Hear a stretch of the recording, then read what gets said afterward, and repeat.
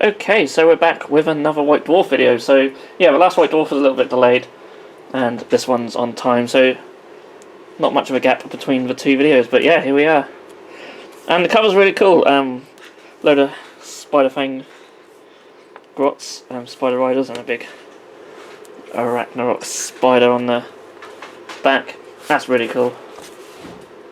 A little hint of what we might find inside. So, as always, we have White Dwarf team. We have a little bit at the end of the beginning, a little bit about hobby bingo. We'll look at that at the end. So stay tuned for that. Contents, as always, but we're going to look through every page, so we don't need to worry too much about that. Contact. There's some really nice miniatures this month. Well, I mean there is every month, but particularly nice this month. And this awesome converted Eldar tank. Just incredible. Absolutely love that. Really nice Space Wolves. Repulsor. Model of the month is Gazgul. Really cool Eternity Gate diorama there. I think it's Adeptus Mechanicus size. It's not full Warhammer 40k size because that would just be enormous, but it's incredible. I really love the golem actually. Just tucked away at the corner there. That is really awesome. World of Warhammer. So Phil Kelly. It's all about the timeline of Age of Sigmar, so starting with Age of Chaos.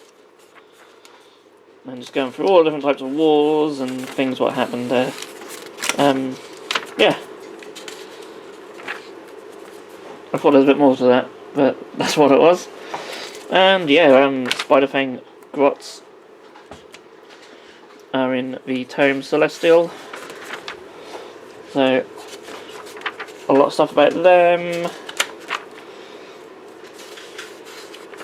And also some rules. So some alliance abilities, some battalions as well. So if you want to have like full spider ride and army of grots, then you can. So very similar to how they've done the all squig army, they've now got an all spider army as well. Really cool.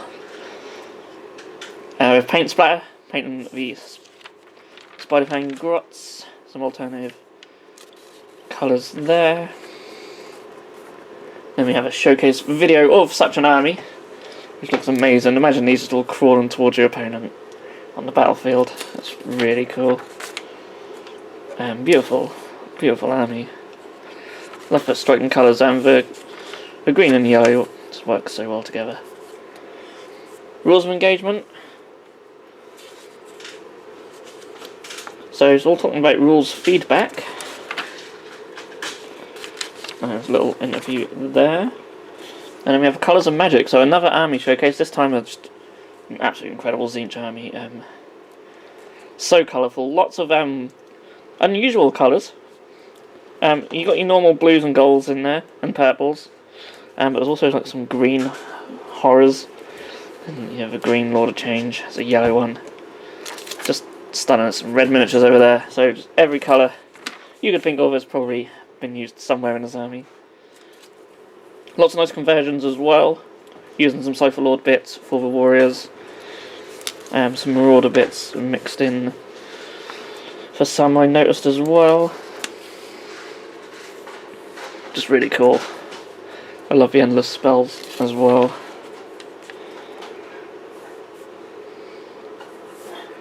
So yeah, we've got some Marauder bits there. I don't know if they're actually using the Acolytes as Marauders, or they're just Acolytes with Marauder parts, but there's a few of them kicking about. Of course you guys will have to read White Dwarf to find out. And we go into 40k, so obviously there's a lot of Flashpoint stuff. I'll be honest, I'm not a massive fan of the Flashpoint stuff. But if you are, then there is loads. And I think this might be the last of this little feature, this little series. I think, don't quote me on that.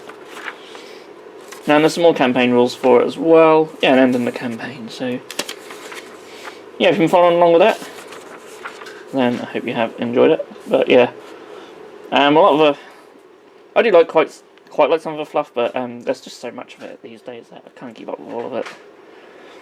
So we're going into Crusade Challenge. So this is showing off just loads of Crusade armies, and as you expect, they are all beautiful. You can see them all there, and we can see them all individually over the next few pages. So we've got some Cadians.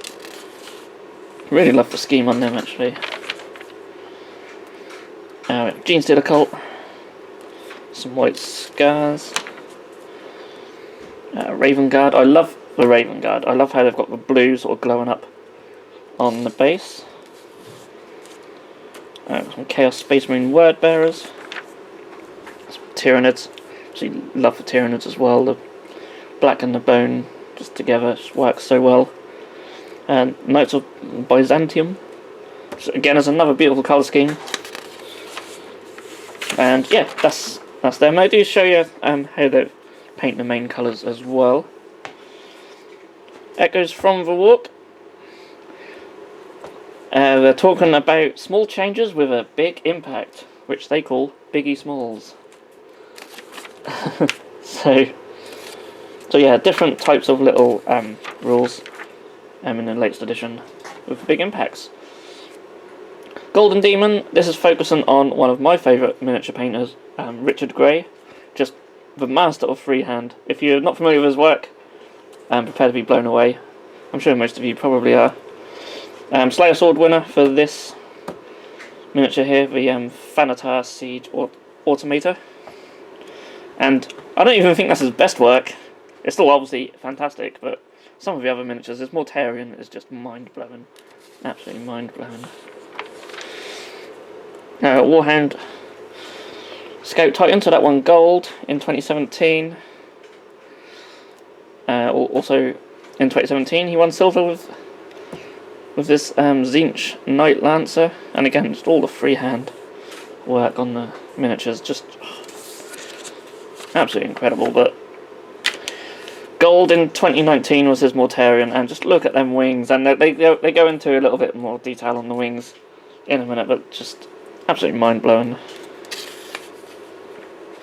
Incredible. And yeah, there's an interview going along as well, which I'll be certainly giving that a read at some point. But yeah, a little bit showing the wings. I mean, when you look at the wings, that's how they are before they're painted. But the amount of texture he adds to them, and not just the incredible detail on the eyes he's painted, but just the rest of it as well. You could easily be forgiven that it's all textured.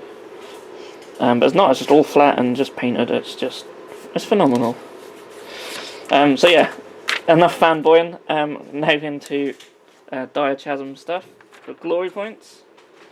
So this is all talking about his favourite Beastgrave fighters.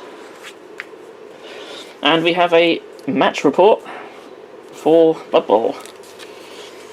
So using the stuff from the new box set. And yeah, as I do with the battle reports, I'll zip through it so we don't give away any outcomes. We don't spoil it. Aerial anomalies. So this is quite interesting. They're talking about how to use some of the Imperial Navy planes for Tau and Orcs. So of course Tau do have some human auxiliary, so they do give you an option taking some aircraft to represent that, which is really cool. And of course, as we know, orcs like to loot stuff, so you can have looted looted Imperial aircraft for the orcs, which is really cool. So I really like that. It's not a game I got into, but I just love the fact that that does exist, so that's really cool. So we have Necromunda now. So there's some more missions for campaign. I think they've been running a campaign through White Dwarf, if I remember correctly. But there's some new campaign missions, so that's what there is for that. And then we go into Middle Earth. There's a whole piece about the Balrog, and then we have a couple more chapters of Faith and Fire, as always.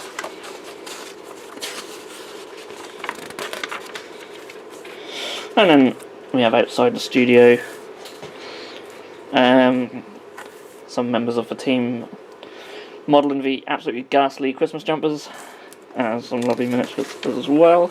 And the hobby bingo, so something quite interesting to do. Just some stuff that you can do throughout the year, and then you get points.